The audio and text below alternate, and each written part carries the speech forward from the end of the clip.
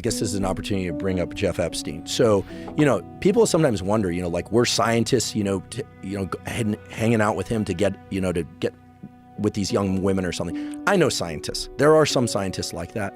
They were spending time with him because he was giving their laboratories money that they didn't have to write grants for. Why was he doing that, though? There are very strong opinions. I never met him. I know people who knew him.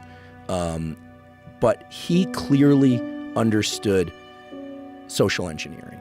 He understood that rich people they can get anything they want, except the one thing they can't easily control is their reputation, because that requires other people's perceptions.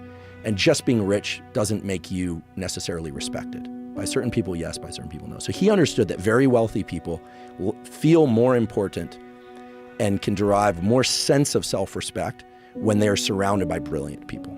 And he was very good at bringing truly brilliant people into that mix. People like Murray Gell-Mann, who discovered the quark, right? He's a particle physicist, head of the Santa Fe Institute, Nobel Prize. Gell-Mann used to pick on Richard Feynman. He was one of the few people who could, maybe not verbally joust with him, but at a scientific level, could pin that guy.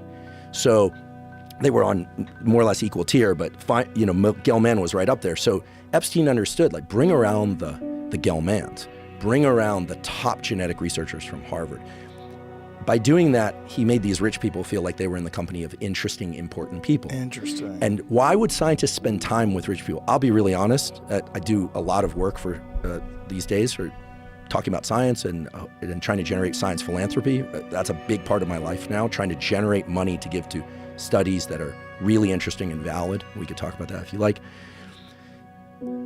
Scientists will show up to dinners that normally they'd rather be in their labs or writing grants or with their families, frankly, if there's the possibility of money being given to their laboratory, because then they can hire more people and do more science. Money alone doesn't drive good science, but the more money you have, the bigger margin of error you have. So if Epstein offered laboratories, $1 million a year for 4 years, to a guy of that wealth, that's trivial. To a laboratory, that is 4 National Institutes of Health grants per year. And the workload to maintain those 4 grants is immense. So they'd show up with the possibility of getting money. That's where they were hanging out with a dirtbag like him. And they had blinders on. Either they knew or they didn't know what he was up to, but they had blinders on because they weren't thinking about the implications.